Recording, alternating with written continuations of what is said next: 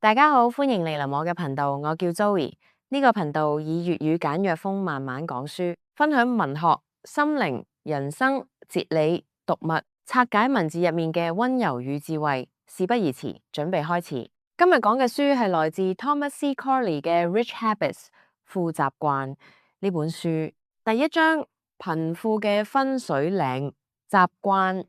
各位朋友，大家好。你有冇諗過點解大家每日同樣係反8鐘工，有人可以住半山開跑車，而有人到咗月底連卡數都清唔到？好多人話命運咯，人比人氣死人啊！但我今日要話你知，呢個諗法係大錯特錯。根據 Thomas Corley 研究咗177個自力更生嘅富豪，佢發現財富唔係結果，習慣先係原因。富人之所以富有，係因為佢哋擁有一套富有習慣。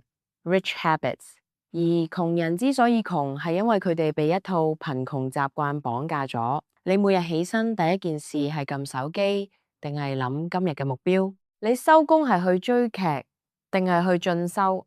呢啲細微嘅選擇堆疊10年，就係幾千萬嘅差距。第二章，拆解核心，富有習慣。好啦，入正題。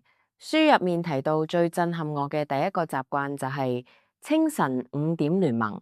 點解要5點起身？因為5點到8點呢段時間，全世界都係安靜嘅，冇老闆車你，冇 WhatsApp 煩你。呢段時間係你嘅自我投資黃金期，你可以用呢段時間做3件事：一、閱讀，每日讀30分鐘相關行業嘅書；二、運動，每日30分鐘大量運動，確保你有精力去錢；三、冥想，思考你嘅長期目標，唔好俾每日嘅瑣事帶走你嘅焦點。仲有，富人非常注重儲蓄與投資，佢哋會先撥出收入嘅20%儲埋，剩低嘅先用嚟消費；而普通人係先消費，剩低先諗住儲。呢個順序一錯，你一世都係幫銀行打工。第三章，社交圈子嘅斷捨離。廣東話有句名言：近朱者赤，近墨者黑。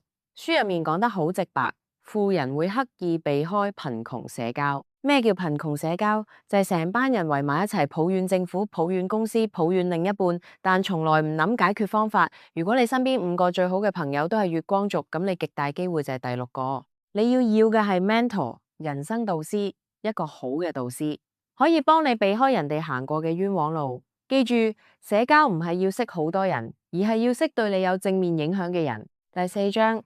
克服逆境與強大嘅行動力。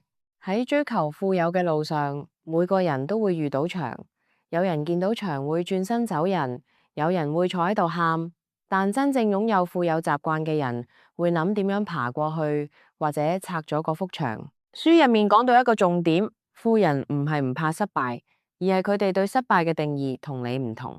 對佢哋嚟講，失敗只係一份數據，話俾佢知呢條路唔通，咁就試下一條咯。腳本場景，模擬對話。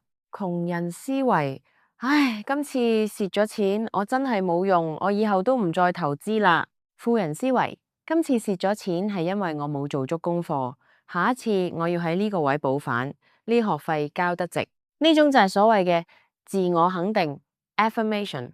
你要每日對住塊鏡同自己講，你係有能力解決問題嘅，唔好覺得呢啲係洗腦喎。事實上，你每日聽埋啲負面新聞，聽身邊啲人講埋啲負能量嘅說話，嗰啲先係真正嘅洗腦喎。你要用富有嘅習慣將自己嘅大腦重組。仲有行動力，富人有個習慣叫即刻做，佢哋唔會等所謂嘅完美時機，因為呢個世界根本冇完美。如果你想創業、想投資、想學攝影，今日就去資料，聽日就去報名。拖延症係財富最大嘅殺手，你要記住，完成好過完美。第5章30天習慣挑戰計。講咗咁多，如果你睇完呢30分鐘，熄咗電腦之後繼續去打機去瞓覺，咁呢30分鐘你係浪費咗。我唔想你浪費時間，所以我為你準備咗一個30天富有習慣挑戰。我哋唔好一次過改晒所有嘢，我哋逐樣嚟。第1周，每日早起30分鐘，用嚟睇書或者做簡單運動。第2周，每日記錄你每一筆開支，睇下錢去咗邊。第3周，斷捨離，退出一啲只會令你產生負能量嘅 group， 或者推咗一場冇意義嘅應酬酒局。第4周，一個你崇拜嘅人，研究佢嘅習慣，試下模仿佢嘅思維模式。各位，財富自由唔係一個夢想，而係一個選擇。當你每日堅持做呢啲細微嘅改變，1年後你回頭睇返，你會發現自己已經行得好遠。你唔再係以前嗰個迷茫嘅上班族，而係一個掌控自己命運嘅投資者。